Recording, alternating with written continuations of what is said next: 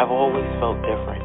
I've always seen things, but when I tried to express them as a child, I was always told to ignore it. There were people that I didn't know that came to me and said, I have this message that I keep getting that I have to deliver to you. All of a sudden, out of the shadows, a homeless man just jumped right in front of me.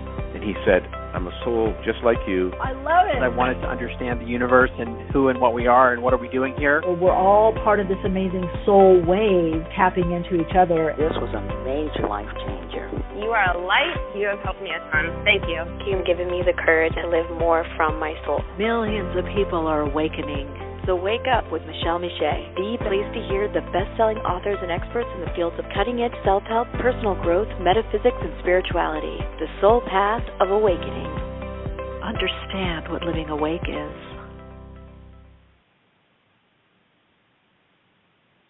Hello, Soulites. Do not read the signs. Do not read the signs. Hello, everyone. If you're new to this podcast, welcome. I'm Michele. This is Awakenings with Michele Meiche. Awakenings with the Awakenings crew, the Awakenings Soulites, soul crew. It's really great to be here with all of you. Welcome in the chat also. Let me know how the sound is in the chat. If you want to listen in the chat, that's great. If you have questions or comments or you want a reading and you're in the chat, then you need to get a profile with Blog Talk Radio, a name, and I don't know what it is. But anyway, you get a little icon if you want one. You can also listen by phone or just by your computer. If you're listening by phone or want to listen by phone, rather, that number is 347-539-5122 and press 1 on your keypad. If you have a question or a comment or you want a reading, make sure you press 1. Okay, I'm getting my decaf latte here in a minute. By the way, stay tuned. We have Robert Wilkinson on. Be prepared for a deep dive. He hasn't been on in a while. Going to be looking at how we're moving forward in 2024. I do have, let's see, hello in the chat. Hello, chatties. You guys, so much energy shifting. Let me give you ways to get in touch with me. Stay in touch with me. Obviously, Awakenings with Michele Meiche every Wednesday, 12 p.m. Pacific time. Instagram is a great way to stay in touch. Get your weekly soul insights. That was my reminder that I have to remind myself because I get caught in little cycles and circles and meditations and et cetera, et cetera. Also, please take the time out to subscribe to Awakenings with Michele Meiche on YouTube and also Soul Insights and Tarot on YouTube. It really helps. It really helps and is very supportive. More people can find us, connect, get to know us, get good information, insights, et cetera, et cetera. So that would make me so happy. If you want to do a deeper dive into metaphysics and spirituality, then Patreon is the way to go. You can always work privately with me also. That's a deeper personal dive for you and support. There's a lot of different things that we can do in an individual or personal session. And if you want information on that, you can either email info@soulplayground.life or Michele@soulplayground.life. I think all those things are in the description box, but I like to say it at the top of the program. Also, a couple of things for YouTube. So if you want to reach me now, okay, believe it or not, people do send in little monetary gifts and donations because we're keeping, advertisers off of this. That's a different email address. That's in YouTube. It's, I think, michelemeiche21@gmail.com. But if you have a question or you haven't, for Awakenings, awakeningspodcast@gmail.com is the best way to go. Some people emailed my Gmail account, and I'm not getting their email till 3 months later. And I did send in the answer to the question that they had, even though it was 3 months later. Sorry about that. I really rarely check that email. So a couple things I want to go through before we touch base on what we're going to get into today and before Robert comes on. Someone, again, it was an email. Oh, first of all, Ms. Jules or Mrs. Jules, you left a comment on Soul Insights and Tarot on YouTube, and I pulled it up, and I was about to answer, and then when it went back, it was deleted. So I know, my sense is you also listen to this podcast, and if so, just know that I was going to answer and acknowledge your comment. I don't know if YouTube did something and banished it. It was quite lovely. It was about the North Star.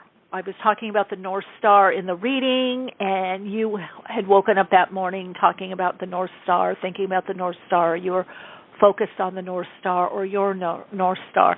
So I just want you to know, because you guys, I love comments. I mean, I'm still at that level where I can, at least read them or acknowledge. Sometimes it gets a little challenging with cross-platforms. That's why I say better way to reach me, unless you're emailing awakeningspodcast@gmail.com. If you're not doing personal work with me, private work, or in Patreon, the best way is to leave it in comments, like on Instagram, my Reels posts, or Soul Insights and Tarot, or obviously if you're listening to Awakenings with Michele Meiche on YouTube, because we have some people listening. It's a slow migration. We're doing it in a slow pace. It is what it is with that. But best way is through the comments, because I get so many emails from the people that I work with, and then other projects I have in a different capacity, that it's just easier to answer in the comments when I'm scrolling and just acknowledging people. And then if there's a question there or something you want me to cover, it's easy for me to see it, or easier rather. So one other question somebody had, and I said I would cover it on Awakenings. I did email you. The answer to this was about manifesting from fear. And this is really, really, really important, because I don't know, it's because I've not only do the work that I do as a psychic medium and the channel guidance, but as a therapist, or just somebody that's had a lot of life experience, lived around the world, lived in different places, traveled. There is this thing in the quote unquote metaphysical or law of attraction community or whatever, that you have to think positive thoughts to manifest, and that is just not true. The key really is to understand yourself and your soul as to how you manifest. And I had mentioned that I've worked with people that have manifested out of fear, and I have met in fact, a lot of billionaires, multimillionaires, and billionaires have a lot of fear. They have an extreme lack consciousness, and that lack consciousness is what drives them, and it works for them. But if that's not your path, that is not going to work for you. It's kind of like criminals that don't get caught for a long time because they don't set up within the world, in the universe, kind of the boomerang that they're doing something, not of integrity or out ethics. They don't, that's why con artists can keep conning. They don't have that in their consciousness that this is something bad or wrong. And so it's not so much like getting into fear to manifest. I want to make that clear. It's not about that. It's just that to say that you only can manifest or draw in when you're thinking happy thoughts is really a lie. I mean, some of my best manifestations have come in my hour of desperation, to be honest with you, if I'm going to really be honest. But when you're intentionally, again, it's just about mindset, and it's about vibration. It's simple, but it's also much more complex. And then you have people that are natural marketers and majorly type A personality. I don't care what they're doing in their life. They're going to manifest and draw in a lot of money. So you really have to know you, and that is why in the ancient mystery school of Delphi, above that arch, it said, know thyself. And that's why with good teachers, spiritual teachers, metaphysical teachers,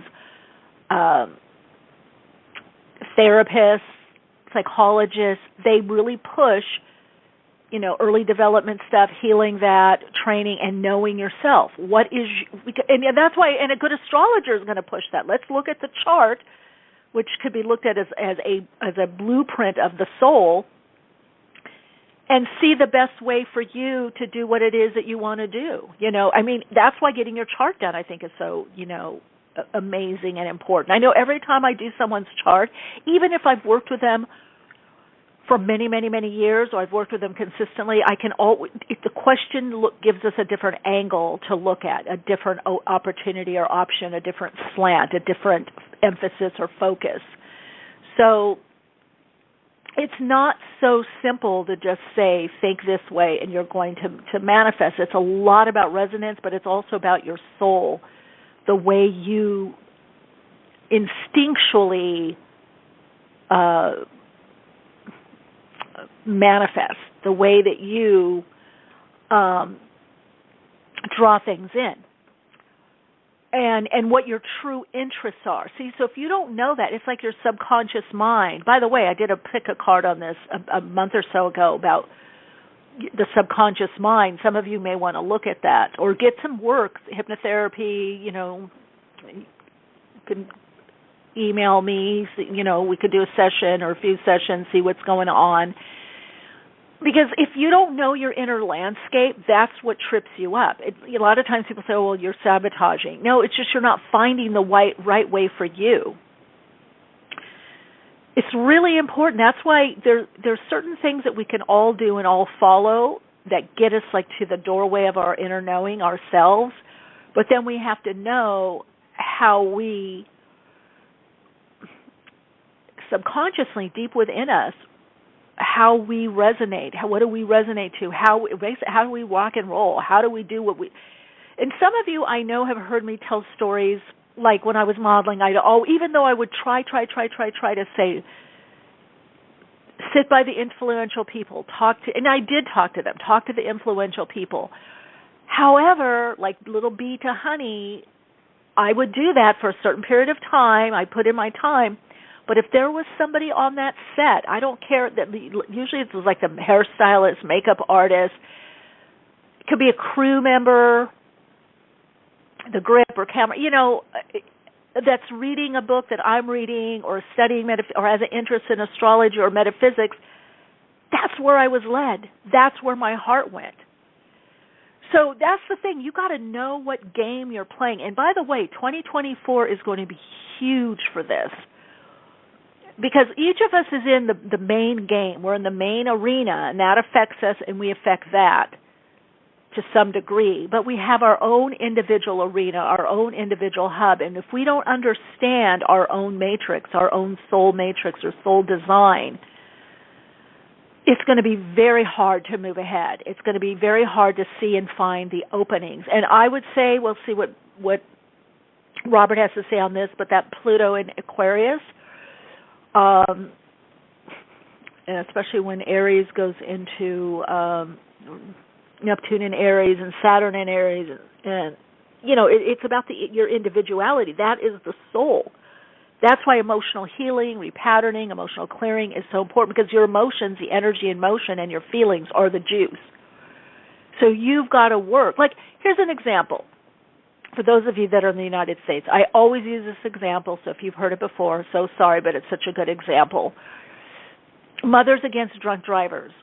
They are pissed, they are angry. If you've ever seen a video of them or a town hall, but they channel that anger into, they created, a whole, organization, nonprofit, a group, all this stuff that they do, education, awareness.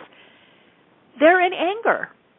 Now, newbie metaphysicians, neophytes would go, oh, well, if you see anger, then you're angry inside, and, oh, if you're angry, you're not going to get what you want, you're not going to be able to manifest. No, you don't want to chronologically stay there. You don't want to, rather, chronically stay there. You don't want to chronically stay in a stuck state, any stuck emotional state. It's like having a piano with piano strings or guitar where the strings are either too loose or too tight. If they're too tight, too much anger, too much constricted energy, that's not great. But you got to be able to go there. And you just have to know how to use the frequency that you're in to align through that frequency to what it is that you want. It's not about, I need to be think happy thoughts, or I need to be this. Okay, yes, on a health level, chronically being in lower emotional states are not great. However, I have met some 80, 90, 95-year-old very cantankerous people that are very healthy. And as a shaman and a bereavement counselor, I have met some people at the end of their life that did not shift or change and were just nasty to the core, to the very end. And they were able to really prolong their life. Even the doctors would laugh and say, "Oh my God, it's because he's such an angry, he's a Spitfire." So, gang, this has got to be the time that we stop these recipes, these cookie cutters of like, oh, you're Scorpio, you must be into a lot of sex, or you must be this. Oh, you're Virgo, you must be very picky and analyzing. You guys got to go deeper. Everybody's got to go deeper. We're very simple beings, but we're complex. There's layers to us. And as you understand your layers more, your individual design, that's where you're really going to thrive. And it's like building a house. A house has many layers. You don't just build a house. You have to have plumbing. You have to have the electrical. You have to have a foundation. You have to have that rebar wire that, holds the concrete in. You have to have framing. You have to have the frame. You have to have, insulation. It's not just a house on the outside. And by the way, in dream therapy and also in psychosynthesis, the house represents our mind, our mindset. So take a look at that and go, okay, I would just say this year, like, okay, I'm not going to do cookie cutter. I'm going to do me. I'm going to find out what I'm about and what motivates me.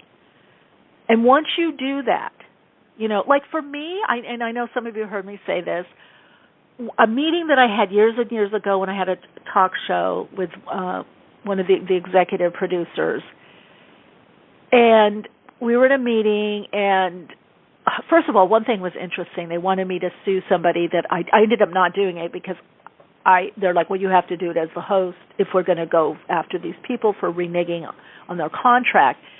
And I already knew the company wasn't doing well that we had partnered with or worked with, and so I said that. I said, as a psychic, I knew. And I'm like, I can't do that, and also I don't feel like there's been this injustice.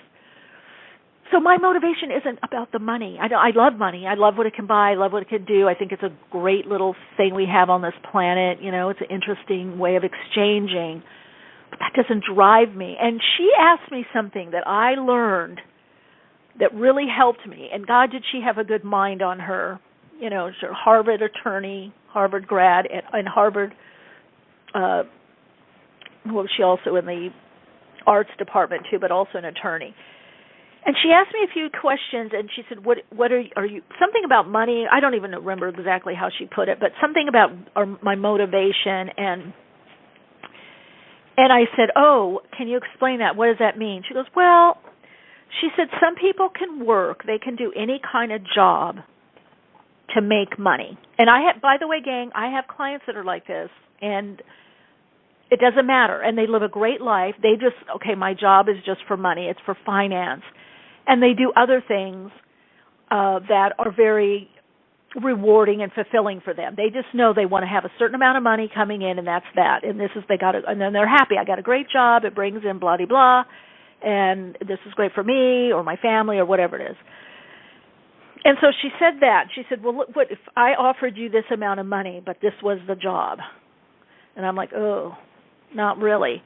And she goes, or are you more motivated by projects, things that you enjoy doing, or something creative? And I said, oh my God, I wish I was the first one, but oh my God, I'm the second one, for sure, for sure.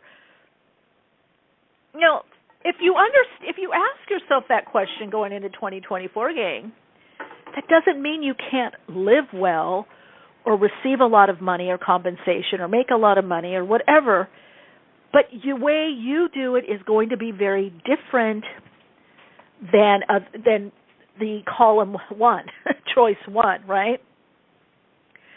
So again, just another example, even knowing in your chart, your Mars, your Mercury, how your mind thinks, how you communicate, how you use your energy. My Mars is in the 12th house. That's a whole different thing than somebody has Mars in the 1st house or even the 10th house, or 11th house. So again, it goes back to that knowing yourself. And I feel like there's going to be so many situations that are coming up starting mid, 2024 and definitely 2025 into 2026, that if you don't really know yourself and what motivates you, it's going to be like a tsunami over you. It's going to be very confusing with disinformation, misinformation, different information, different paths, different ways, different things. There's a lot more stuff that's going to be happening on the planet. You can probably already see it now. There's just more stuff, more to do. More time, more things to fill in with your time. And if you don't know what really is you, what you're about, it's going to be very challenging to make the decisions that people are going to be needing to make to gather and come together in resonance. I would say don't be afraid to say no. Don't be afraid to say this isn't working or let's change how this is working. All right, let's get to a couple callers so we can get online, see if Robert's coming in. Hello, you're on air. Hi, this is Kate. Hey, Kate. Hello. How are you? Hello. Been a while?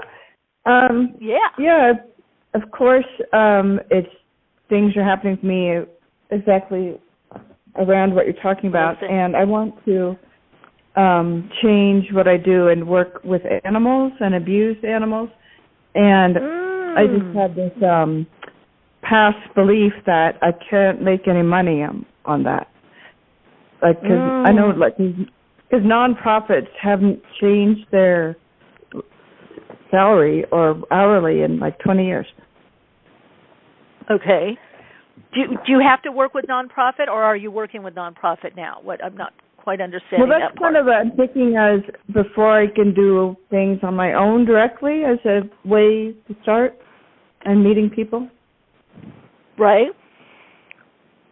Would be to work with other people, is what you're saying. To work for an organization to start, and then to do one-on-one eventually. There's your key, to start. Okay. And you can start, see, that's another thing. That's very good. I'm glad you brought this up. Because, back in the day, we you didn't always look. And again, to me, I guess it's also because I come from an artist background of collaboration. As an artist, a model, an actor, I've done choreography back in the day. We knew where we wanted to go. And so, Kate, you're bringing up such a great example. I hope everybody's listening. Know where you want to go and what you want to do. Don't think that you have to have the quote-unquote best paying job right out the gate. You use that job as transition and to get you in there while you either parlay to another job.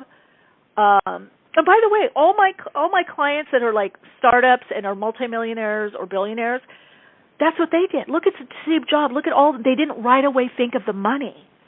They thought of the opportunity. Right, but look at their industry. It's in tech. It's very different than helping abused animals. No, it's not. I use those same principles as a psychic channel. You don't get more woo-woo and potential to not make money or do well in your life other than what I do. I mean, let's be honest. You know what I mean? But when I was told by one of my clients, oh, my God, Michelle, you make more than doctors make. That's why a lot of doctors stop taking insurance. So, no, you can apply – they're principles. You can apply anything. Principles, universal principles or business principles that work for anybody. I don't care if you're a dog walker, a house painter, a nail technician. It doesn't matter. You are of that level. That's going to be the Aquarian. You are the same. That's the whole cosmic joke. You are the same. There's no reason you can't use those same principles. Some people lived in their car. Right. or ate bologna sandwiches, in whatever, or ramen in tech companies. They ate ramen and or worked the night shift. So yeah, I would say don't stop. Start now. And get that job, do whatever it is that's bridging, and then you get your clients on the side. You start you start connecting. Instagram, Facebook, Twitter, whatever, Threads, whatever it is, TikTok, and you connect with other people, and you get that. You get your peeps. You get the people that are into what you're into. And then people will, be more drawn to you also. That's another way to connect in. But yeah, start now, Kate. You can build it. You've already been successful in another field, so and that's for anybody. It's easier to be successful in a field if you've already been successful. And so if those people that have shown up, done what you need to do, you will be able to do that. So I'm just getting for you just to start and just plan it out in your mind, or do like it could be like a vision board, or like you're going to hear me tinkling in the back because I'm getting my little. I needed more frothy milk in my decaf latte. Okay, so write it out, or do take that with what is it, poster board, butcher board, whatever, something. Yeah. Or you can do it online too, but just see where you want to go. Here's a key, everyone. Here is a little secret.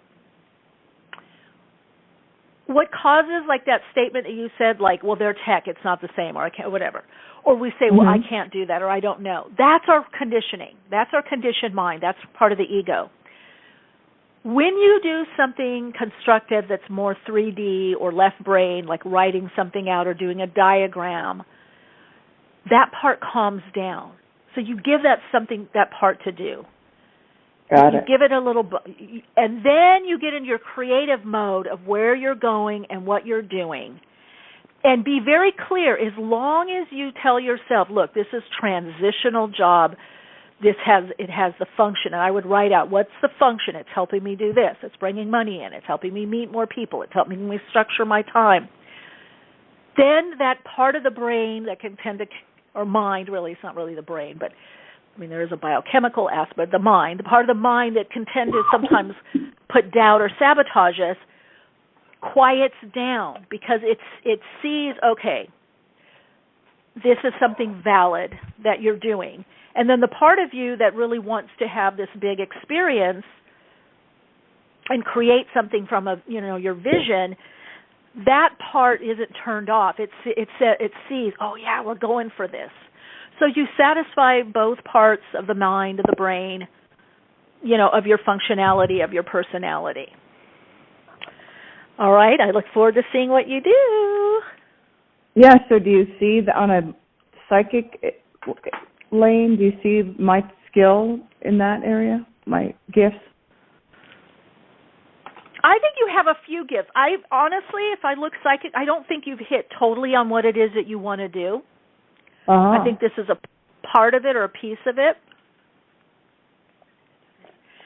I would just start. Look, when I started doing what I did, it's morphed over the years as I've done more study, more training, as I tried different modalities. I then went back to school or learned something, or I took a certification course. I did this, I did that. So what I do is a blending of Michelle's interests. What you're going to do is going to be a blending of your interests. But what I really hear for you psychically is to start. Got it. And I feel there's a part of your inner psyche that's coming in for all of us. There's a different part of our inner psyche that is much more directed. I don't know if it has to do with the, North Node in Aries. I don't know. Robert, when he gets on, maybe he can look at it astrologically. But there is definitely, I started seeing it in myself, and I started seeing it in my clients. There is a new part of us, of our soul, that is emerging, that is needed, necessary, and extremely capable of whatever comes up in this new paradigm, this next level that we're going in. It's totally in that new emerging consciousness. It's not like, I would say the people of last year or 2 years ago or 10 years ago or 20 years ago, we were not ready for whatever systems, government, whatever is thrown at us, God, the universe. But let me tell you, this part that's coming through is like so ready, so on it. That's the part you need to let lead you, and that's the part that I'm hearing that says start. Because it's going to pull you from that I can't to that I will, like an air draft, like drafting behind a big, like drafting in the wake of a boat when you're on, those skis, right, or behind a big truck. You're going to hit your wind. You're going to get in your own wind pocket, and that wind is source, is God. But you got to start, and then you'll know next steps. Trust your intuition, trust your inner knowing, trust your gut. All right? And let us know. When you do that next step, whatever it is, let us know. All right. Thank you. I'll keep listening. You're welcome. Okay, cool. Bye. All right, we've got one more caller, and then I think is Robert on this. Hi, you're on air. Hi, Michelle. My name is Maria. So I wanted to ask you, I had an amazing 2023. Well, it ended amazingly right now.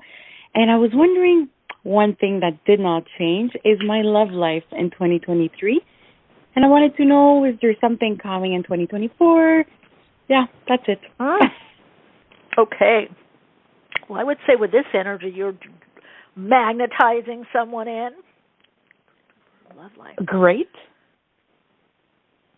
Oh, yes. Okay, it's going to be around new groups, small circle, or even could be around could be neighborhood or online. Let's see, what's dating and when? Yeah, definitely. Do you have Gemini at all in your chart? Do you know? You don't know? Couldn't tell you. No, you don't know. I'm a Virgo. Okay. Pisces. Oh, well, there's okay, because both of those Mercury ruled. Okay, so there could be some Gemini or maybe third house placement. I don't know, or this person is, but there's a lot of Mercurial energy with you and this person. So a lot of conversations, philosophizing, deep thinking. You're very chatty together. So I don't know. It makes me think that you either meet this person out and about with something that has to do with communications or training, or you guys are out and about. But I definitely do see you meeting someone. Great. A few someones. I think it's going to start kind of slowly. Like maybe more friends and chatting and talking, and then it's like, I really like this person. I can hear you talking. Like they keep showing up. You keep showing up. There's something very organic about the development of the relationship. It feels like it's going to happen in a way that, I don't know. I just heard it's going to happen in a way that you can handle it, that doesn't upset what you have going on or in place, if that makes sense. Yes, it does. It's perfect. Okay. Love it, Michelle. Thank you so much. Oh, you're welcome. Keep listening. Got Robert coming on. Thank you, of course. Okay. All right, gang. Time for our second half of the program, our Awakening Dialogue. We have Robert Wilkinson, spiritual astrologer and author, back with us. Hello, Robert. Been a long time. Why, hello, Michelle, and everybody else out there. Yes, it has been, and I can truly say that we're all in this together. Each one of us gets their own ticket to ride. As you know, I always like to tune in on the conversation before I start because it gives me a sense of what's going on. And as usual, everything that your people have been talking about, everything you've been telling them is actually reflected in the larger atmosphere. And I'm going to start right now by you talking about that internal resonance, and that's where our chart shows the potential. But in order to manifest anything, there's two qualities that have to be fulfilled. One is it has to be true for us. It has to be aligned with our dharma, our Tao. We cannot be something we are not. And I also find that, interestingly, because of what you might call our own cosmic intelligence that we may or may not understand is at work, but it is, when we're getting a little too off from where we need to be, we have that part of us internally which resists going on to paths that we should not be on. And it's not a moral thing. It's more like just, is it truly us or is it not? And that second quality is that if we want something to manifest, because force is force, as you rightly pointed out, anger can be used for good, for bad, for self-destruction, for construction. So energy is energy. And so if we want to manifest something, it has to be done in the right way, in the right time, using the right tools. For example, if you want to be a performer, you better be able to practice whatever it is that you're doing, or you're not going to be much of a performer. You can have all of the intention, you can even have talent, but if you don't get out there and practice, it's not going to be made manifest. So as I see it, we need a vision, we need a plan, and we need the right time to launch whatever it is. And that's I like that. Now that's... Go ahead. No, I was just going to say that's really important what you said back about this mechanism, because I think this happens for a lot of people, especially of late, since there are more people doing the things, doing more things. There are more people, setting out entrepreneurially or consulting or working on their own or solo business, cottage industry, whatever you want to call it now.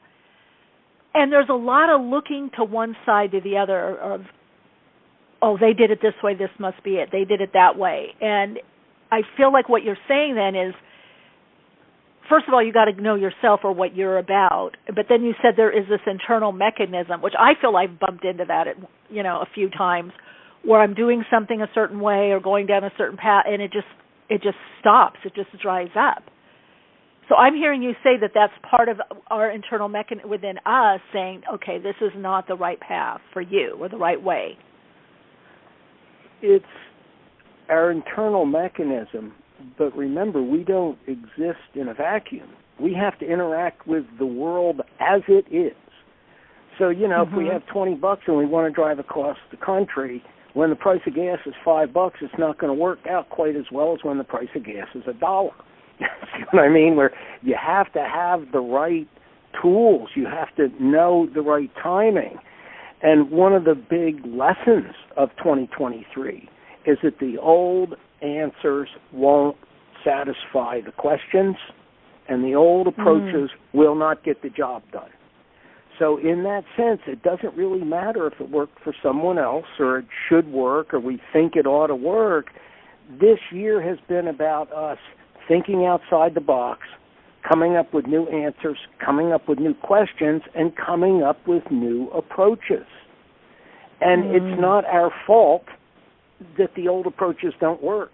That's the theme of our time, is that the old approaches don't work. I mean, we've seen that play out in the political world, in the social world, in the economic world. They're floundering, but a lot of the old convenient answers, convenient approaches, they're just not getting the job done. Yeah, right. Now, the good news about that is not all things are meant to succeed as we think they should. Sometimes we just have to strive so we can turn that cosmic prayer wheel and learn what we have to learn, because those are situations where even a defeat can lead us to skills that we're going to use in another context in the future. Because I find life is all about economy of energy. That's why consciousness is a one-way street. We just become more aware. We never really become less aware. We just become more aware of what we don't know. And sometimes we forget what we used to be aware of because it's in long-term memory. We're not really using those files in an ongoing way. And where people want to get into a comfortable groove, in fact, life is about growth. And all things grow or die. So if we can't grow in one way, the point is not to get mad that we can't grow in that way. The point is to say, okay, it's a new season. What do I need to learn? How do I need to adapt to what's going on right in front of me? And this is where I gave you an example in past years where a long time ago I was doing temp work because I was at sort of an in-between section in my life and I didn't need the stress and pressure, so I just didn't mind doing some mindless stuff. And it wasn't part of my CV. I didn't really care. It's not part of my self-esteem, the fact that I'm doing some typing for somebody. But it's interesting because I took a temp gig, 8 hours, $5 an hour. I almost turned it down, and it led me directly into television production, editing, and directing.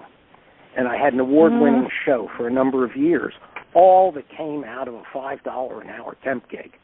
So we can't really afford to prejudge the opportunities that open for us to practice a new skill or to learn a new approach or to get outside of our convenient perceptual box so that we can really open to the magic that if we just show up, sometimes doors fly open for us. But again, this all has to do with our own resonance. We can't live anybody else's life. And we have different planets, and they have different functions, different departments of labor. And each one of our internal planetary lights has a duality of a healthy versus unhealthy function. It's like our Venus is said to govern wisdom versus folly. And certainly that plays out in our relationships. Either we show we have wisdom or we wind up victims of our own folly, our vanities, our misguided light. And it's the same thing. Like we might even have a really good Mars. It's effective, it's efficient, it's directed. But if our Jupiter is off, then we'll charge off in the wrong direction. And we'll do it with great style and great efficiency, and we'll be going in the wrong direction. And that's when our internal sense of Dharma or Tao, that true functioning, who we really are, is beyond the personality, beyond the mind, beyond the five senses, beyond any self-identification, because it's the process of us as we truly are in space and time, that we can be led into our whole being, okay? And this is where Saturn, its duality is enslavement versus dominion, basically fear versus mastery. And if our Saturn is not healthy, then we will not be able to follow through because we'll become afraid at some point. Or we'll have to feel like we need to conform to somebody else's rules, somebody else's limits.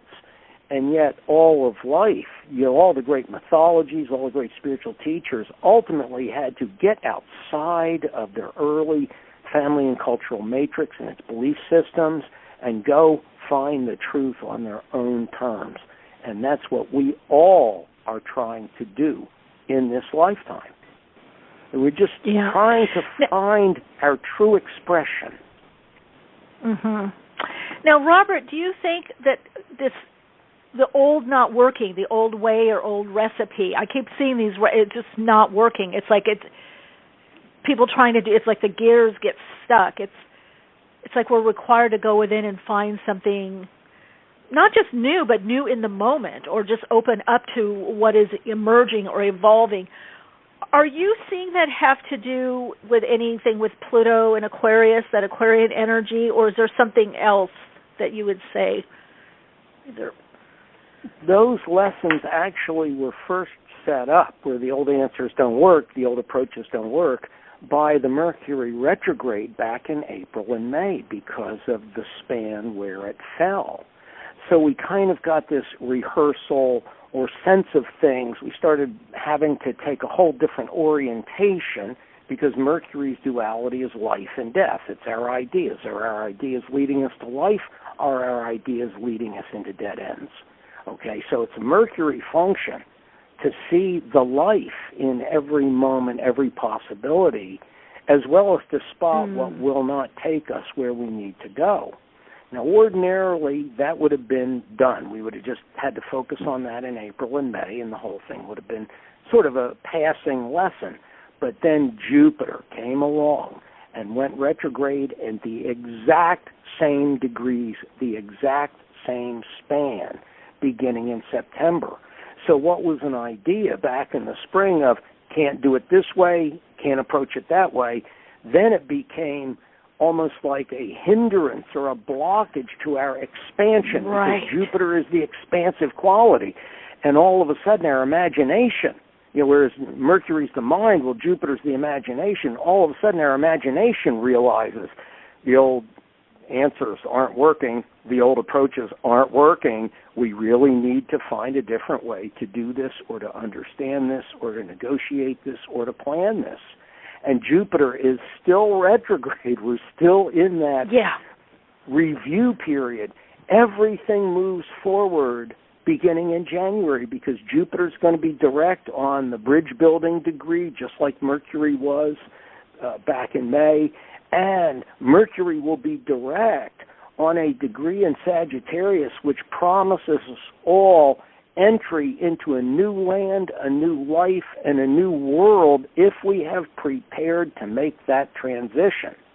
And you know as well as I do, people want the comfortable, they want the familiar, and they'd rather stay in a comfortable hell than a completely unknown future. Because leaping into the unknown is pretty scary for people. Of course, they forgot the primary dictum that in order to receive the fistful of $100 bills, you got to let go of the fistful of pennies first. You have to unclench the hand. It's kind of like you can't have a great relationship while you're living with a toad. And that's where most people, they feel like, well, I can't make a move unless something better is in my hand, when in fact all that does is drag the old with you.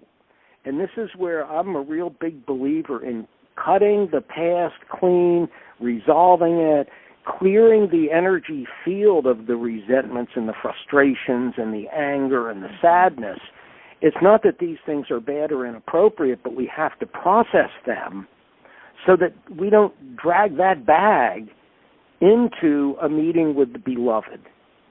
And I talk about this in my book, Venus, The Magic of Venus, Friendship, Soulmates, and Twin Flames. I talk about how our attractions all bring us interactions that teach us what is true for us, what is not true for us, where we get seduced, where we get suckered, where we get second-guessed, where we get bought off, and then we wind up wondering, how did we get here? And the book is really all about looking at all of our attraction factors and how the people in our past have shown us both appropriate attractions, which might be replicated in the future, as well as unhealthy attractions that we really need to focus on because we don't need to go there once we've been there. Right. And now, Robert, was this book new? Is this book on Venus? I think when you were here last time, I don't think you. No, I finished it. I don't think it was published. It got published, right? No, it's published, and it's actually overtaken my Saturn book in terms of sales. So, yeah, I think that the whole concept of the attraction factor and healthy attractions, healthy friendships that lead us to our soulmates, that really do bring forth our love and our wisdom and our intelligence and our understanding, these are important for people because ultimately, we work things out personally and interpersonally and transpersonally. So if the interpersonal element is a huge factor, it's a dimension of our existence, then the best we can do is get right with ourselves and figure out what's healthy and what's not healthy and make it easy on ourselves so that we reduce our headache and our heartbreak. Mm. Let everybody know where they can get your books. Okay, Venus, what that name is. Well, it's in Amazon. I think you can probably order it through your local bookstores. I don't know, but it's definitely on Amazon. And, yes, it's called The Magic of Venus, Friendships, Soulmates, and Twin Flames. And a lot of the stuff I was talking about earlier related to Dharma and Tao and the true function of the planetary dualities, all of that is in Saturn, Spiritual Master, Spiritual Friend. Okay, and I still am getting all kinds of reviews about that. People are telling me that it really helps them make sense of things. They can take command of their purpose. They take command of their vehicle and their personality. And they're not scared of the changes. They're not scared of the dance, because I specifically address that. Saturn is what binds us until we're ready to move on, but Uranus is that eternal self that just dances through space and time and is ready, like the fool in the tarot, to walk off the cliff with a smile on its face, knowing that, as in the Indiana Jones movie, you can step off into the void and the stones will rise up under your feet if you are following your destiny. There is no way we can ever fall into an abyss if we're following our destiny, because nature itself rises up to support our effort, even when we don't know. If we're in the groove with our higher self, there's nothing that can stop it, nothing that can prevent it, nothing can bring it down. You can't buy it, you can't sell it, nobody can destroy it, because that's our true self. So powerful. And I feel like we're going more into that understanding, or there's going to be situations that happen that perhaps you could say cause people to some degree to, that proverbial look within, but find their own way or their own truth or their own understanding of themselves. It's a great time of gathering, but it's also a very individualistic time. I know there's a lot of buzzwords around that: authenticity, truth, sovereignty, but I think there's a deeper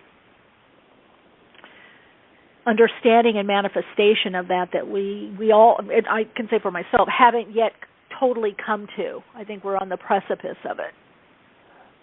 Part of what you're speaking about, just in terms of, you might say, the uncertainty of a transitional era, has to do with the Pluto in Aquarius exposing us to a brand new type of energy after many, many, many years of Pluto in Capricorn. And so we are in the middle of a very exciting time of global transition between the dying age of Pisces and the emergent age of Aquarius. And that's why there's so much tension. It's an old dying worldview that resists this emergent, broader view focused on a greater good for the greatest number. And because Pluto's invisible, it's still just in seed form. But the thing is that in terms of big transitions, it takes years for these transitions to be accomplished, because like we began a new transitional, you might say minor era of tension between Capricorn and Aquarius energies in 2020. And that's conditioned everything which has come down since.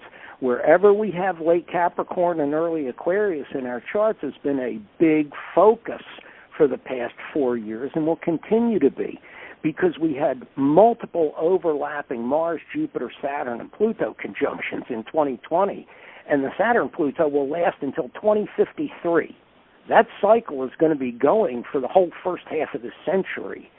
And again, they all fell in the last 10 degrees of Cap and the first degree of Aquarius, so that's the area of our charts that are the primary focus of this self-reorganization serving a spiritual goal. And all of those conjunctions are behind the duties and responsibilities, as well as the limitations we've confronted in that sector of our charts. And this is about work and rewards for doing our duty under abnormal conditions. So again, sometimes, even though it might be stressful, you might feel like you're under fire in a battle, at the end of the day, we will get rewards for our courage and our bravery and our willingness to follow through. And it's going to keep coming in the years to come as we accept our duty to become our higher purpose. Okay, we've all been finding types of transcendent security since 2020. Right. Through the major upheavals indicated by the various transit aspects. And like right now, we're learning to read the tea leaves, so to speak, and accept decision-making responsibility so we can be more effective in whatever group work we're doing or going to do. And it's not just all Capricorn, though, because we had a very important set of conjunctions at 1 degree Aquarius, and that heralds a new Aquarian energy as the old era of materialism slips away. because that Jupiter-Saturn grand mutation conjunction at 1 Aquarius in December 2020 began the theme between 2020 and 2040, and it's related to building a great vision with others, maybe participating in some kind of a larger group work which will outlive it. And we are in the beginning of a 200-year era of Jupiter-Saturn conjunctions in air signs. We're moving out of the materialistic earth sign conjunctions of the past 200 years. And so we're solidly in that is exciting. Yeah, we're in a 200-year era, just emerging with association, exploration, relatedness, movability, ideas, communications, vision. We're moving out of the earth and into the air. Love that. The etheric. It's going to bring in that etheric plane more. Now, Robert, can we go back to that reading the tea leaves? Because I so agree. I feel like many people, and maybe it's becoming more intuitive, more based, I do feel like it's not just reading the tea leaves perhaps of what's going on in the world, but ourselves and how to navigate. Can you speak to that? You said we're all been kind of learning how to interpret the tea leaves. I find that pretty, it's light and fun, but it's also, I feel, very predictive of how we navigate the upcoming changes. That is related to Pluto's position last year and this year, and it shows that our divine power of purification and regeneration and the ability to see to the core of things has to do with a technique of interpreting through omen signs and signals what's going on. And more than that, because the last part of Capricorn is about group performance, and the last 5 degrees is specifically about individual spiritual group performance. The power is in being able to suss out from the signs and signals, the subtle stuff, what it is we need to accept of our individual spirituality so that we can be of service within the larger group that we're in, whether we know it or not. Because, again, this is where the choir becomes a very apt symbol, because we're all part of the cosmic choir. We're all learning how to sing harmonies. We're learning how to sing unisons. We're learning how to sing solos. And we're learning when not to sing at all. And this is all part of the dance of life and relating with other people. We don't want to do what they're doing. We can't do it the way they're doing it. We each get our own ticket. There's only one Bruce Springsteen in the world. Nobody else gets to be another Bruce Springsteen. They can be whoever they want to be, but they can't be that because that job's already taken. And it's kind of like there's only one Michelle. That job's taken. No matter how much people may want to emulate you or copy you or become like you, they can only be a cheap imitation of you because their job is to be themselves, their authentic self. And it doesn't matter what they see about that, because we all have 20/20 hindsight, and we're all very good at criticizing ourselves for stuff we didn't know or should have seen or should have done. But again, this is where I think tragedy teaches us that if we could have done better, we would have done better. And if we had known, then we might have done something differently, but we do not have perfect foreknowledge. And again, this gets back into sometimes the answer is no, but in the striving, we bring forth a power, a wisdom, an understanding or an insight that we can use to serve others who went through the same tragedy. Okay, because there are sacred wounds, and those will either cripple us or they will lead us into the heart of compassion, because we will understand we share that wound with countless people across space and time. We share the same frustrations, we share the same anxieties, but this is where we can't identify with those things. We have to remember that if our ideas are leading us down a dead-end ditch, maybe we need to change our view and our understanding of things. We might need to go out into the sunshine, take a walk, go to the beach, whatever.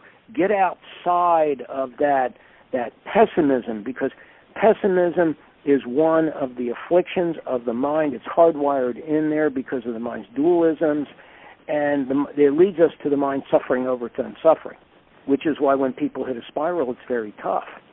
But the antidote to that is the one thing we can do in the midst of all pessimism is to generate positivity. And again, as you pointed out, this is not some kind of airy-fairy woo-woo, I'm going to be happy and have a smile on my face while everything is going to hell around me. This is the type of positivity that says no matter what is happening now, this too will pass. And if I am clear about my intention and what's true for me, and I start moving in the direction where I feel there's fulfillment, doors will open, connections will come, understanding will come.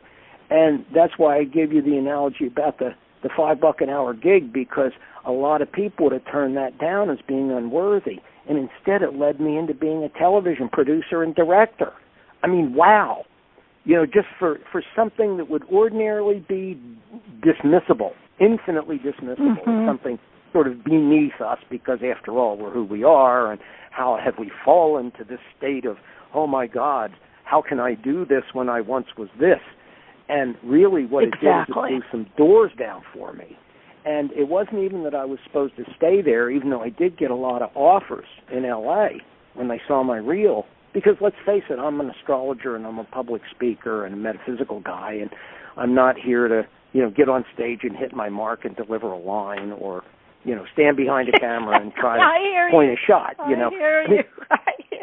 Well, I mean, it's very glamorous to think, oh man, I know. But when it comes right down to it, it's a question of dharma. It's what is your work? What will fulfill you? Yeah. And this is where I think that with Pluto and Aquarius, rather than the Capricorn focus on the task, the duty, the responsibility, instead with Aquarius we get to see the seeds of a larger vision of how we fit in to a bigger picture. And I believe that this will also bring us allies and friends, and some of them are going to be pretty intense. But the thing is some of this stuff has already been at work anyway. Because we're seeing it now. Pluto's entry into Aquarius doesn't mean we're in the age of Aquarius, because, again, each great age is 2,100 years, and there's overlapping exit and entry zones. And even if they're just 1/10 of the two signs, the transition is 420 years. So I think we all need to relax a little bit about the age of Aquarius, because as we become that energy, we anchor that. We're all in the heart of a transition zone. The world we live in will be there for a long time to come, but we carry the seeds of the Aquarian ideal, and we're helping make that energy real in our world. So even though it may seem like with all the war and the violence and all the insanity that we're nowhere near the ideal, we're all still turning the cosmic prayer wheel, and we're paying that energy forward by our striving. And so we are breaking free of the inertia and the echoes of the Kali Yuga. Each time there's a transit through Aquarius, it brings new forms of Aquarius energy into being. And so right now we're finishing up the seeds of the Aquarian age that were set down the last time Pluto was in Aquarius in the 1770s, 1780s, and 1790s. And that got stronger each time Neptune and Uranus went through Aquarius. And we recently reset the cosmic clock when Uranus transited Aquarius between 1996 and 2003. That awakened a new Aquarian spiritual energy and collective consciousness in all of us.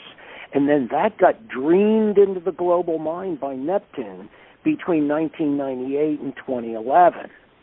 And so now what we're getting is the next Pluto transit into Aquarius, which is sprouting those long-term transformational seeds.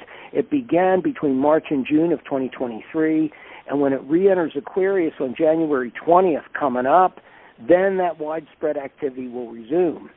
And it's going to stay there through August, and then it'll retrograde back into Capricorn for the last time in this era. So this is the last winter solstice with Pluto in Capricorn. This is powerful because come the spring, at the equinox, Pluto's going to be in Aquarius. And so it's going to be a whole different seasonal energy. So, and then, see, the other thing, as I said, every time the Aquarian energies get conjuncted, it reinforces that future-oriented Aquarian energy And once Pluto goes back into Aquarius in late January, it's going to be conjuncted by Mercury, Mars, and Venus in February. And that sets new 1 and 2 year cycles into motion related to 1 Aquarius, wherever that falls in our chart. And because that was the degree of the grand mutation, a lot of Aquarian energies are going to help us define purposeful group work, and it's going to get stronger beginning in February 2024. So Pluto is a purifier. You know, it is an invisible transformational agent, so it tends to work below the surface of things. It sprouts long-term seeds of growth, long-term renewal. And so I would say for those who know astrology out there, look to the transits which sextile, square, trine, and oppose 1 Aquarius to find the time markers when those long-term energies express in clear forms. The sextile will bring productivity. The square will bring challenge, release, challenge for right action, for dynamic action. The trine will be a harmonization. It's like when Jupiter goes into Gemini in late May, early June, and it trines Pluto. That should bring absolute clarity in the realm of ideas right down to the core of things. We will understand the big picture as demonstrated by Jupiter down to the core as demonstrated by the trine to Pluto. So I think that we're going to see a tremendous acceleration in the Aquarian global growth energy, especially when Jupiter's next in Aquarius, because it's going to conjunct Pluto at 15, the angel point, in 2033. Whoa. And that's going to dominate the entire era between 2033 and 2045. So we have Pluto in Aquarius from now through 2044. The 1 Aquarius theme is going to be strong through 2040. And the 15 Aquarius theme is going to be strong from 2033 to 2045. So there's a lot of Aquarius action ahead. And look to the house in your chart if you want to see where those are going to play out. So that's where we can cooperate with that energy. Like in my case, Pluto late Capricorn, early Aquarius is in my 6th house. So I can use those energies in a form of practical service or work that serves a greater good or some kind of group spiritual touchstone which will outlive me. And as I also have the moon in Aquarius, it shows that these increasingly expansive idealistic spiritual energies will find expression through my moon. And this is then segues into something that you were talking about, because the interesting thing about that larger spiritual field indicated by Uranus, Neptune, Pluto, for many years, Uranus has been in late Taurus, Neptune's in late Pisces, Pluto's in late Capricorn. And this has favored deep transformations and alignments in the planets we have in the late degrees of Taurus, Cancer, Virgo, Scorpio, Capricorn, and Pisces, the earth and water signs.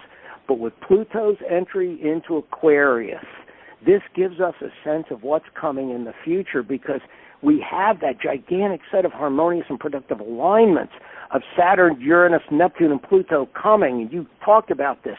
That party begins in April 2025 when Neptune enters Aries. It's followed by Saturn entering Aries in late May, conjuncting Neptune, both of them sextile to Pluto, and then they're all joined by Uranus entering Gemini in July 2025. That makes that three-note harmonic chord of productive spiritual awareness through the Saturn sextile Uranus and Pluto, Uranus trine Pluto. So it's an exceptional transition out of earth and water into the future fire and air energies. Wow. Very much, too, about the dream, the goal, the vision. And I kind of mean it in a existential way. I think it's going to be, it reminds me of Apple's, I know you would know this, I think it was in the early 90s when they first were coming out with the laptops, and they just showed all these different creative people, and I think the tagline was just create. So it's kind of to me reminding me of that, this idea of creating but breaking free, breaking free. That whole idea of sovereignty, again, what is your truth? And it's going to be interesting to see, Robert. I guess there's only we have to live it to kind of see it. But the structures of opposition or control or over control, and that old dynamic of that, power versus force, the victim abuse cycle, the moving from victim to victor, master slave, all of that playing out, that old conditioning, that old patterning from, beginning of, at least we know, written history, right. or history, playing out. Sounds like we're getting in the setup for it, but it sounds like by those aspects, the 2025, that there's some, I don't know if I'd say culmination or heightened point, salient points, a fever point maybe? Speaking of fever points, speaking of fever points, 2024 is going to bring conflict, and there's going to be a lot of choices and changes, and a lot of stuff's going to get deconstructed in 2024. It's more than just discovering that the old approaches don't work and that, somehow we're having to learn to bless things to move down the timeline, with compassion and forgiveness because of the Saturn in Pisces. It's restructuring how we express our Pisces parts of our charts. But 2024, we have some aspects coming up which indicate collective friction. Now, this collective friction, if it's favorable for our charts, we can do well during this collective friction. That's Otherwise, right. It's going to be a challenge to navigate the collective friction, given that the old answers, look, we all know now the old answers don't work. We know the old approaches don't work. We know that we've had to bless and forgive a lot to go down the time stream. We've had eclipses that are removing elements of our life, wherever we have 30 Aries, 22 Libra, 2 Scorpio, 11 Taurus, right. 13 Sag, 20 Gemini, 24 Sag. All of these played out in recent years, and they're still active in those houses. And then we have one coming in April 2024, which is very powerful, and it falls at 20 Aries. And then we also we just finished the May lunar eclipse effects, wherever we had 15 Taurus Scorpio. They ended in September, but in late October we had another lunar eclipse at 5 Taurus Scorpio, which will be in play through early March. And that's why sometimes the cosmic recyclers come and they just take stuff away that we don't need. If we needed it, they wouldn't be removed, but they can only be removed when it is no longer true for us. And again, that's that internal resonance concept that you introduced everybody to at the beginning. If it's true for us, then we can't lose it. But if it is no longer true for us, we can't hold on to it. That would be impossible. So the conflicts, as I see it, this is where it's collective friction, so we can't take it personally. It's just a challenge to use the energies wisely. April 2024 through February 2025 brings Saturn semi-square Pluto. And this is the first emergent point of phase shift since that conjunction back in early 2020. This is where we now get to express Pluto productively, or we have to realign our Saturn function so that it is expressing appropriately. And again, with Saturn frictional to Pluto, one of the big lessons is don't get caught in quarrels, which are none of our business and which we can't influence anyway.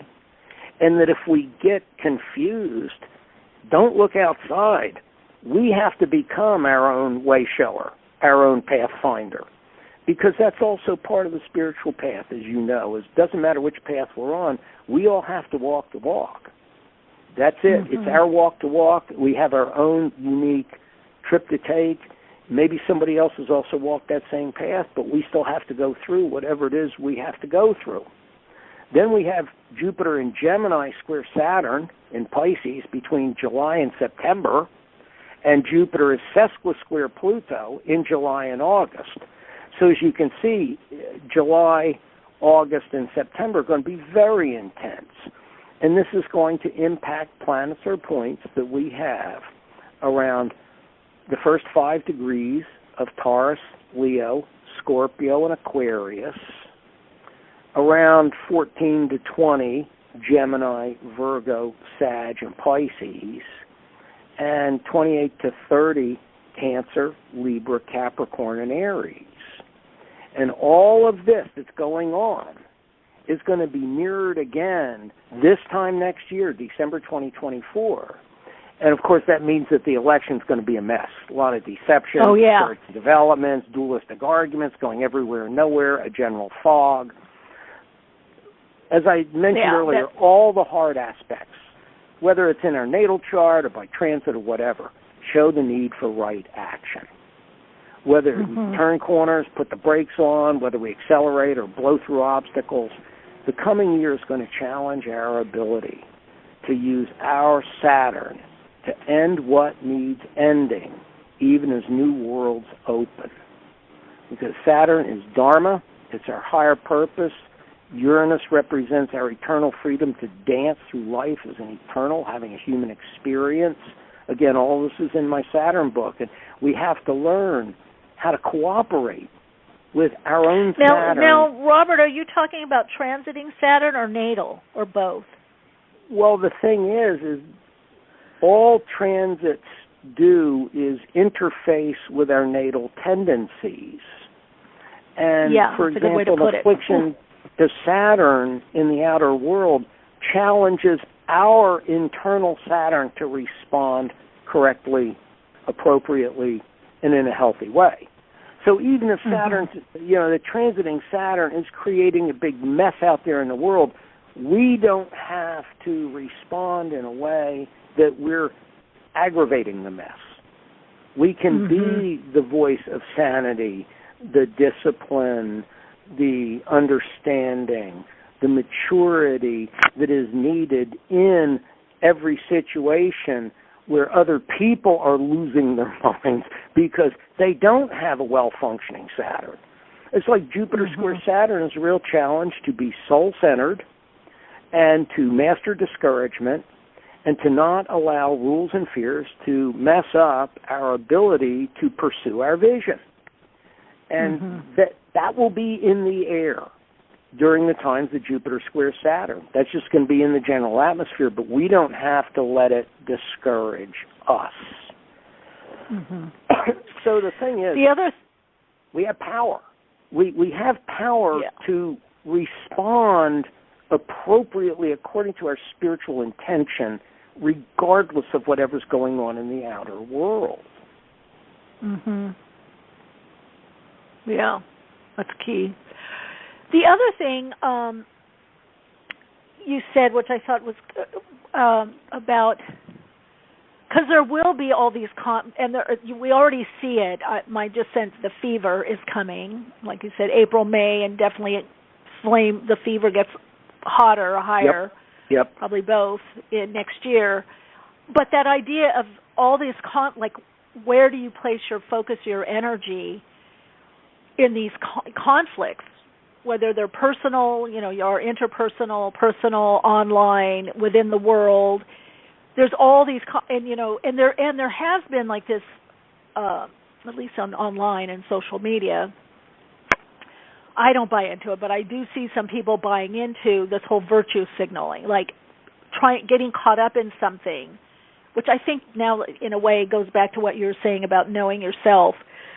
Right. But with all these conflicts, people, what is I guess they have to connect into their navigational system, I guess, to see what is true for them, to get involved or not get involved.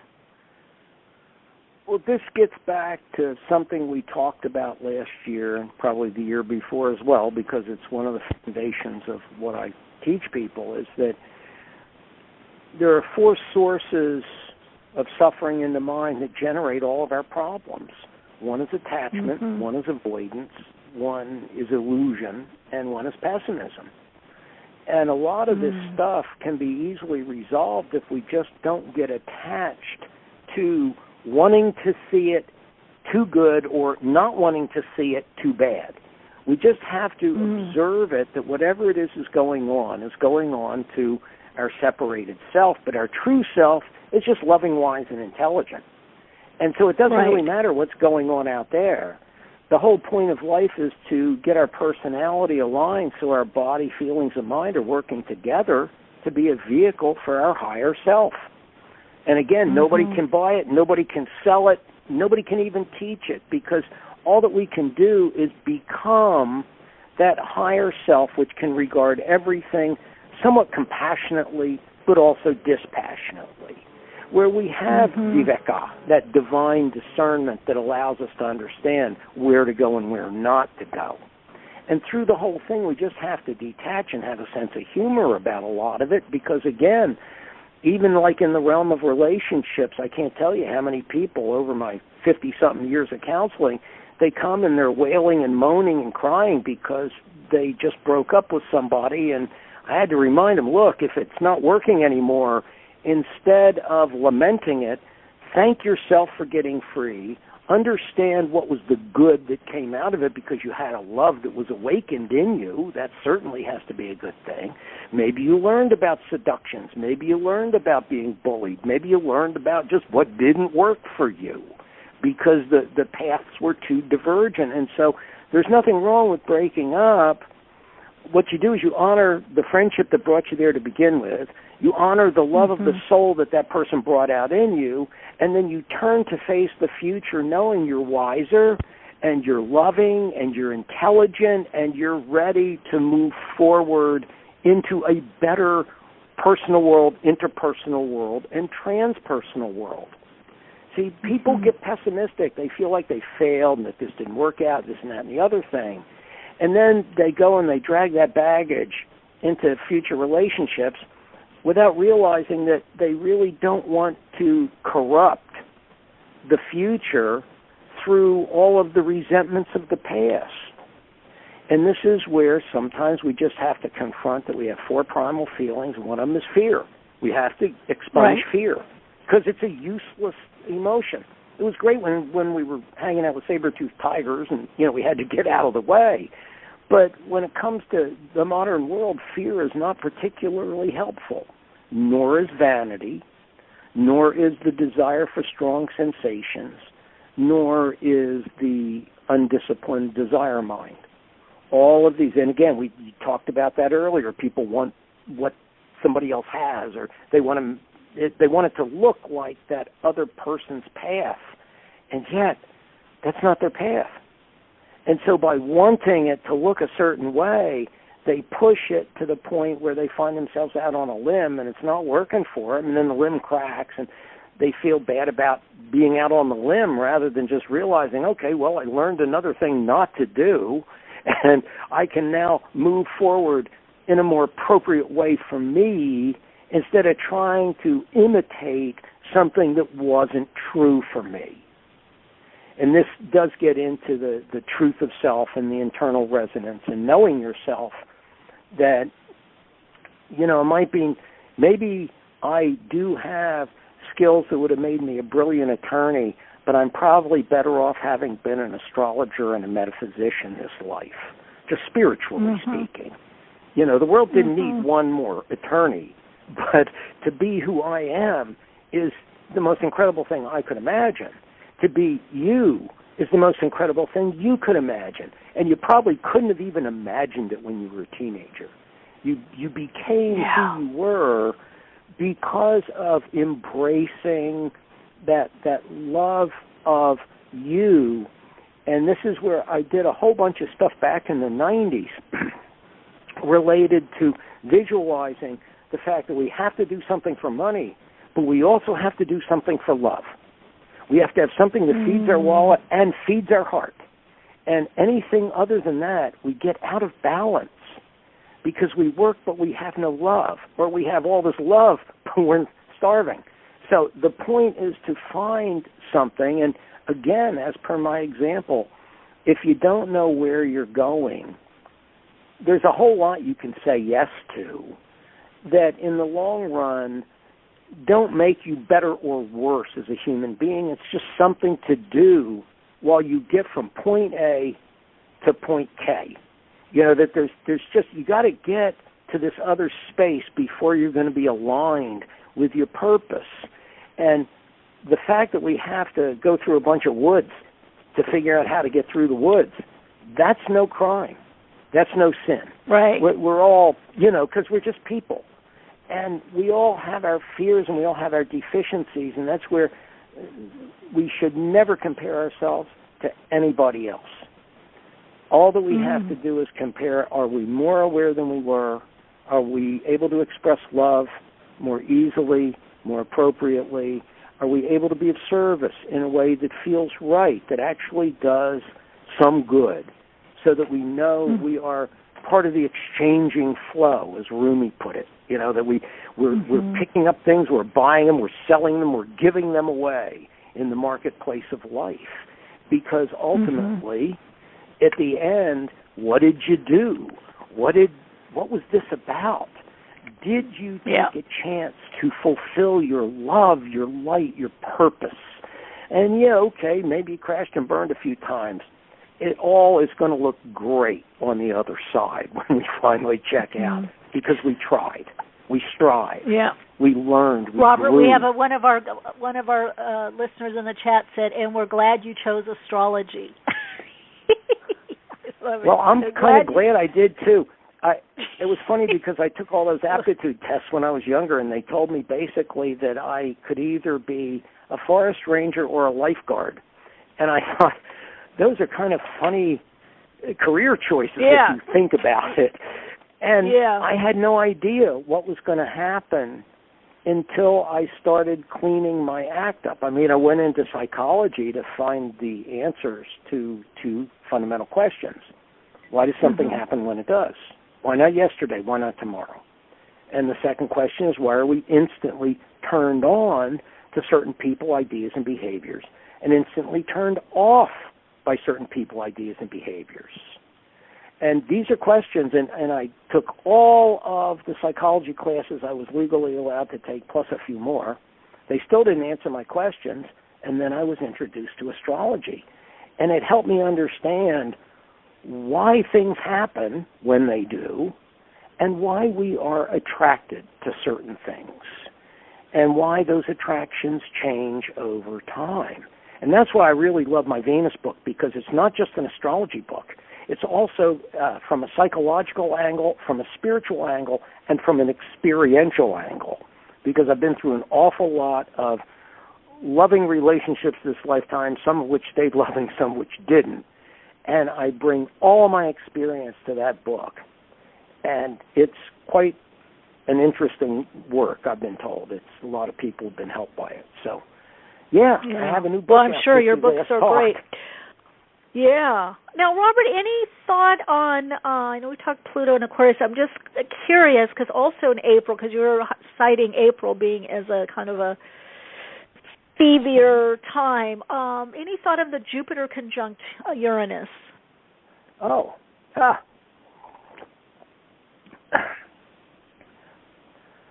I believe the Jupiter conjunct Uranus is going to be exceptionally good for those who have done the work to confirm their worth in some way. And then, because it comes down in Taurus, it's the beginning of a 12-year cycle, it will awaken a new enjoyment, a new appreciation wherever it falls in our chart. It will certainly open up either unusual or unexpected opportunities, no telling, depending on what aspects it makes to other factors in our chart, because ultimately, Jupiter in April and May is going to conjunct Uranus, and then it's going to sextile Neptune from late Earth to late water, and then it enters Gemini, as I said earlier, and it trines Pluto, and then it races into Gemini. So the fact is I believe that the Jupiter conjunct Uranus, yes, it can mean an eruption of willful stubbornness. It can. I mean, especially for people that are afflicted, that they just don't understand that they're supposed to be enjoying life and not, giving other people grief. But again, we have to learn to navigate the world as it is, and that's why we can't take a lot of stuff personally. A challenge out there, it may not have anything to do with us as much as if we respond correctly, then we become part of the corrective force of nature herself, and we bring the healing to the moment. We bring the understanding to the moment, And we might not even be there when everything finally is revealed. All that our job was is to be the catalytic reagent, be in that situation, be as loving, wise, intelligent, and understanding as we can be, offer what we have to offer, and then move on down the line. Mm-hmm.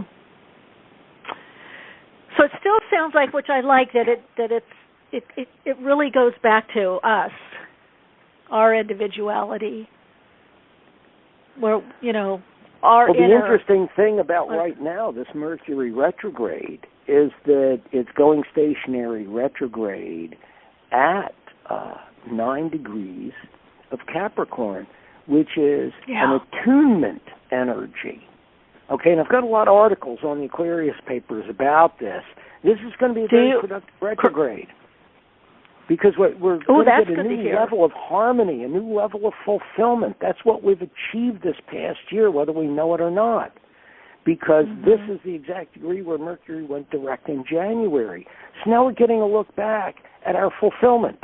What level of harmony have we achieved?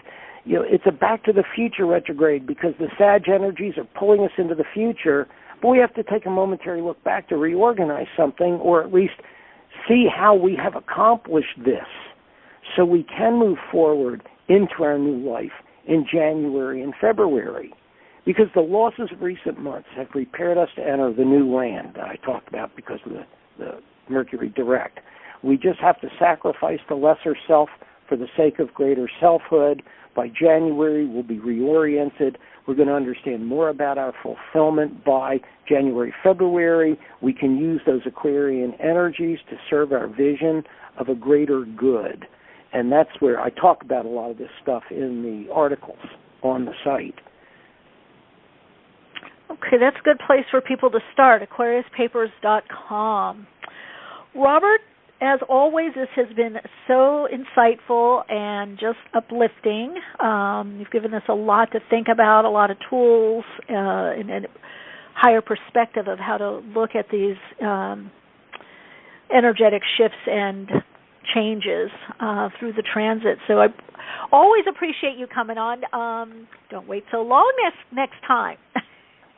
Oh, we'll get back together. I had a lot of changes to go through this past year, a lot of losses, and things that had to be done, and we all did. I thought you were busy. I don't know anybody that didn't have some pretty serious decisions to make, and having to leave some things behind because it's just the old ways aren't working anymore. The old answers aren't working anymore. And when that happens, either we can sit around and feel how awful it is, or we can just figure out, okay, I need some new answers and some new approaches, and I might as well enjoy myself while I'm doing it. And I'm sorry I have to lose this person in that situation, but maybe they'll be back and maybe they won't. But at least I'm comforted by the fact that with every void that is created in our lives, it will be filled appropriately in the future as long as we are true to ourselves and that we accept whatever is our higher destiny. It might be a challenge, it might be uncomfortable, it doesn't matter. We're not here to kick back and groove. We're here to become aware. And in order to be aware, it means we're going to have to feel a lot of stuff. We're going to have to think a lot of stuff. Boy, isn't that true? Yeah. Yeah, but at least then we're fulfilling our purpose for being alive. And we don't have to die wondering what it was all about. Boy, and I think the coming energy and changes, we're definitely going to be getting that message. What is it all about? A lot of people have that question, and I think at different times in our life we have that question. I think it's going to become a lot clearer, much more clear. That is for sure. I agree. Well, it's good to be back in touch. We'll do more in 2024. Ooh, that rhymes, Robert. That sounds good. Well, maybe I'll come back and talk to you all about that big eclipse that's coming up in April. Oh, yeah, definitely. Absolutely. So, we got some that'd be a planned. good topic, I think. So yeah, good. That would be good. Okay, sounds good. AquariusPapers.com, best way to get in touch with you, and of course all the book links are there. People can go to Amazon because you have I don't know 3 or 4 books now, 4 or 5. Yeah, I've got writer. 4 books in print, 1 out of print, and 1 almost done in production. It's all about the cycles of life and the different stages and chapters of life, and how each year is unique and special unto itself within larger 7 and 28-year periods. It's no, but it's never been done before, because this is the product of 50 years of my own work. So it's another one coming. Yeah. Okay, I love that. I love it. All right. Till next time. Thanks for being here, and I look forward to next time. All right, big hug. Bye. Bye. All right, Soul Lights, that was Robert Wilkinson, author, spiritual astrologer, metaphysician. You can go get more info by going to aquariuspapers.com.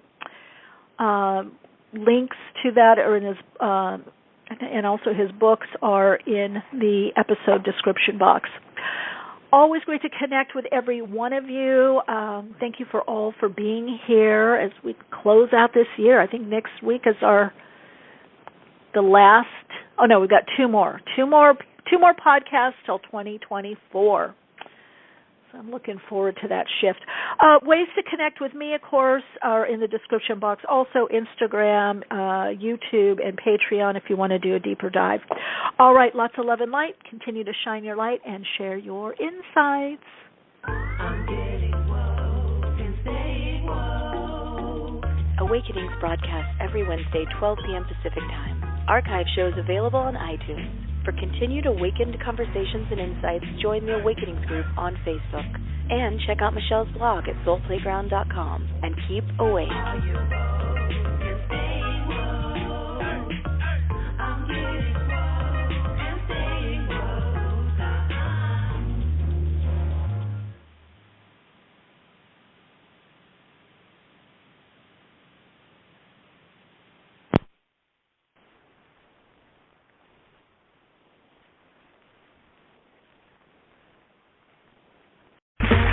Okay, round 2. Name something that's not boring.